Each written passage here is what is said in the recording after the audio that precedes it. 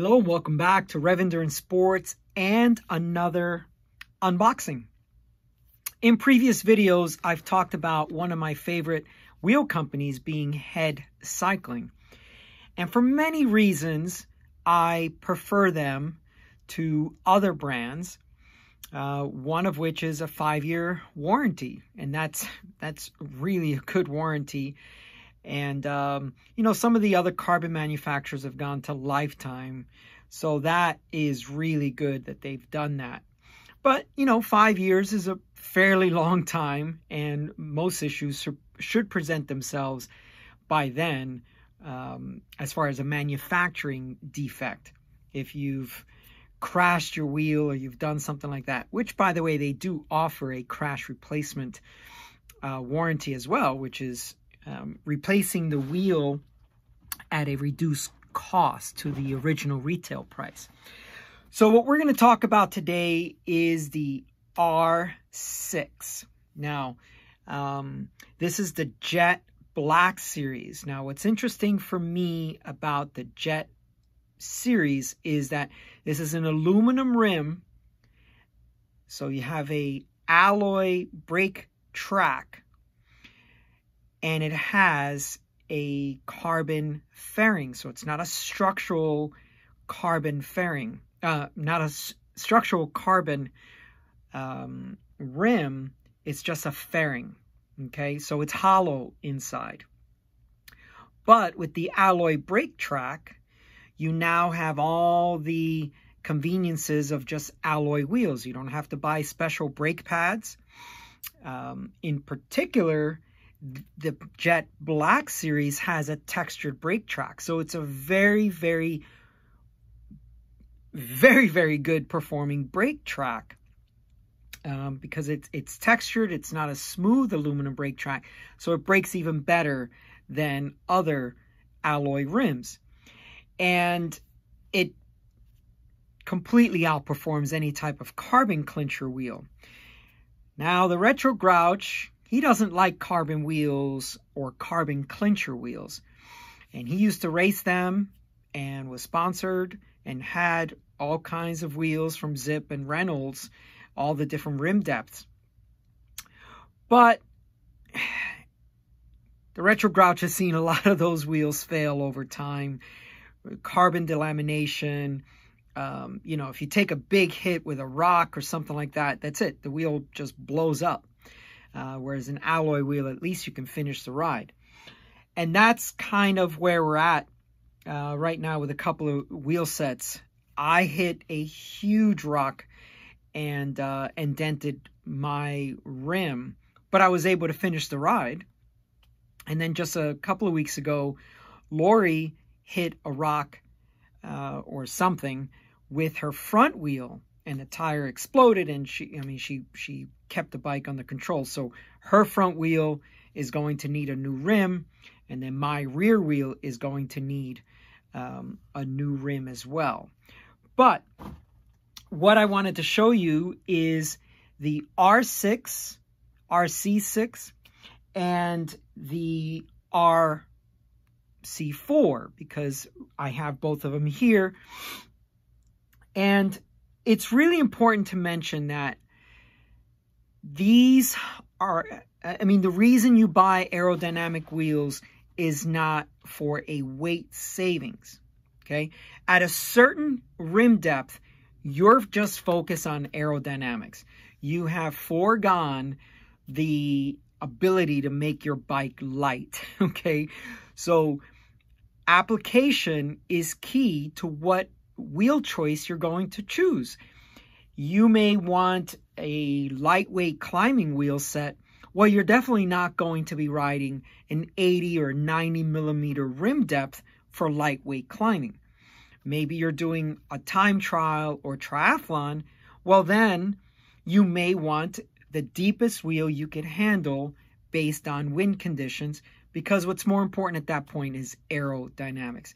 I'm sure you've seen time trialists that have a nice deep section front wheel or a tri-spoke, and then in the back they'll have a disc, right? So I believe that the 45 and below, sometimes 50 and below, depending on how the rim is designed, is the nice sweet spot where you get your aerodynamics, you have not incurred that much of a weight penalty to get that, and it's an all-around type of wheel. Generally, though, I prefer something shallower. There was a video that I posted Thanksgiving Day on Mount Laguna, and the winds were 60, 70 mile per hour gusts. Riding a deep section wheel, you know, whereas this is only a 46, and riding a deep section wheel on that day would have been treacherous, okay? So with this 46, I think I would have been blown around. And, you know, if you're a lighter rider or a female, you may not want deep section wheels as your only wheel option. You may want to have different wheel sets for different wind conditions, different terrain conditions, and different race scenarios, if you will. Okay, so let's get to what you came here for. So this is the RC6, okay? Now this is without a wheel, without a tire on it, but it measures 60 mil. So that's 6, let me see if I can get this on camera here.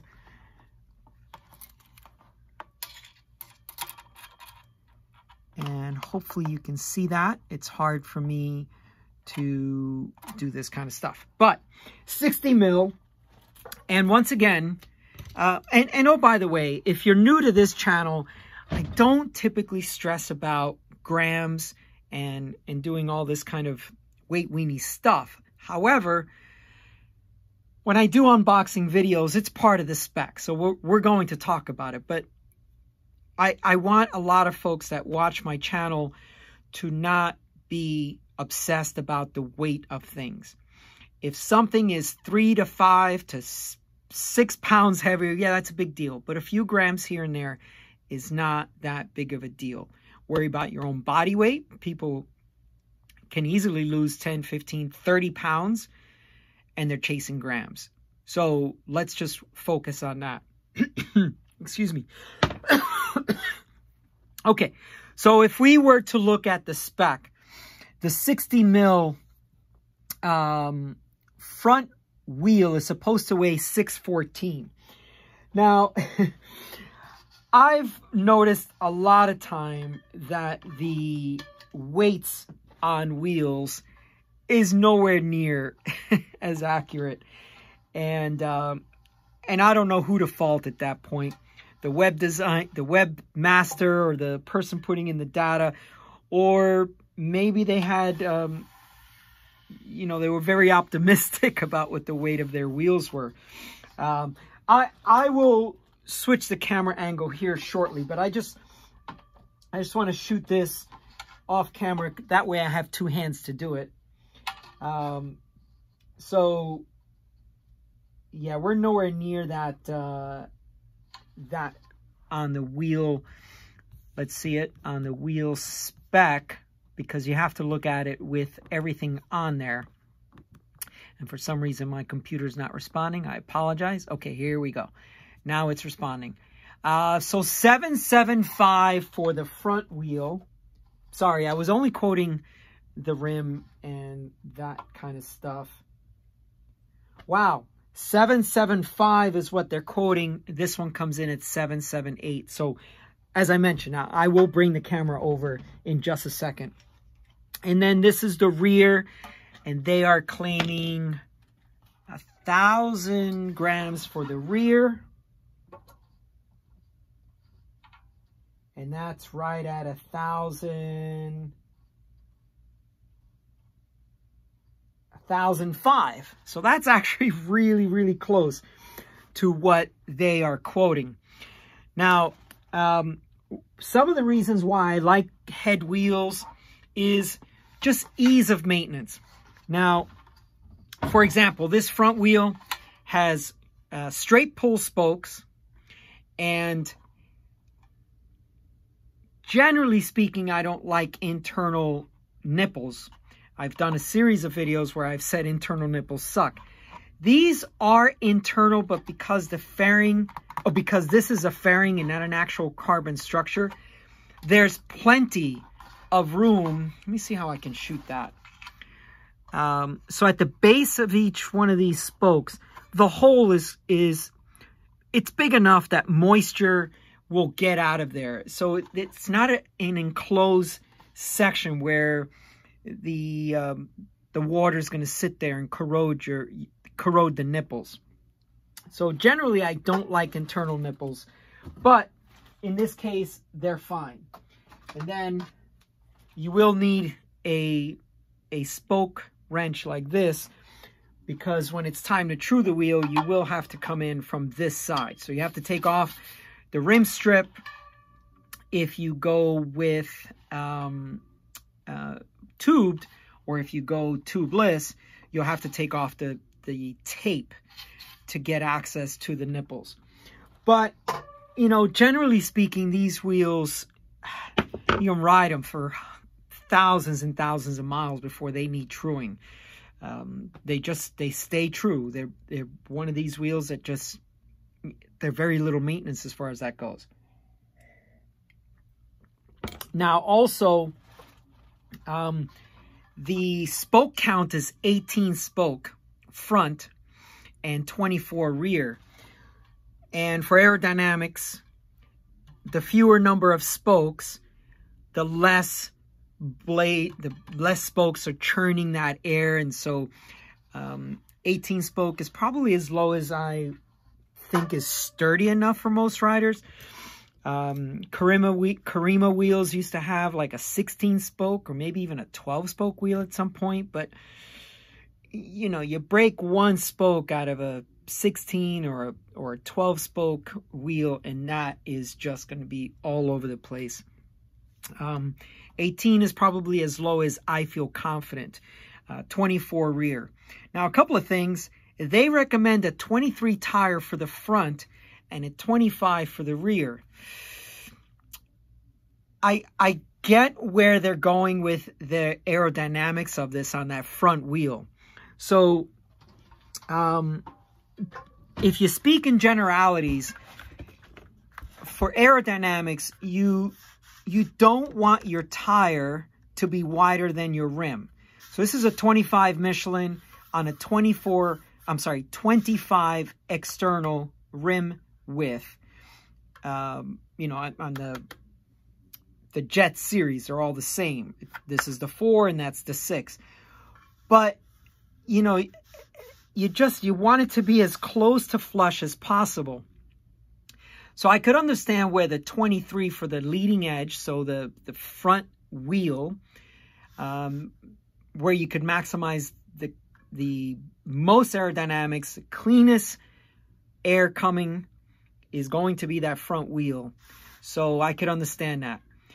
We've all now accepted the fact that 25 is probably the narrowest tire that any of us want to ride. This is a 25 Michelin.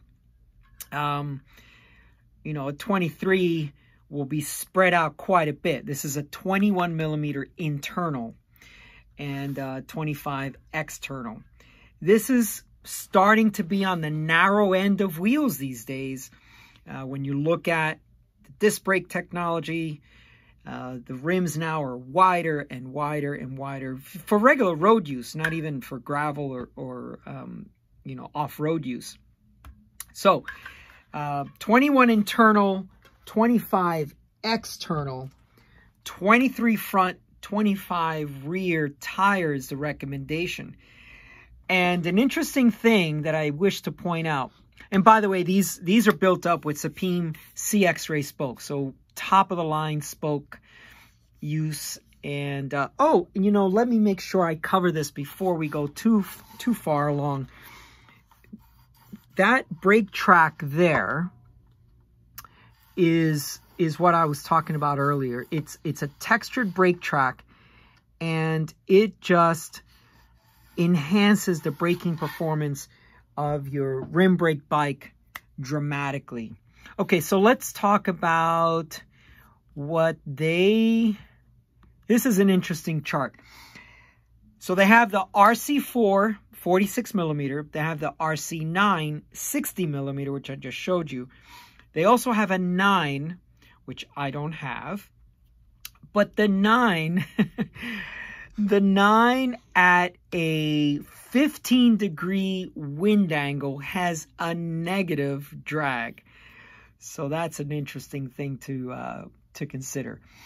But the RC6 gives you a huge advantage over a standard wheel, also on the RC4, and yet it's still not too deep that you should not be able to handle. But if it's windy out, probably a lighter rider may not want to ride the RC6. What I wanted to talk about was their tire pressure chart, because this is really interesting. For these wheels, and they come, these stickers will come right at the base. Really hard to shoot that, but anyway, right at the valve stem hole, it'll tell you. So it'll say max pressure 80 psi for a 23 tire, for a 25 tire 75, and for a 28 tire 70 psi. So they're limiting the psi, and they're putting it right at the valve stem hole. But let's just take a competitive rider's weight of about 150 pounds. And at 150 pounds, so about 68 kilograms, if you were to ride a 25 tire on these rims, they are recommending that you run a 64 psi pressure.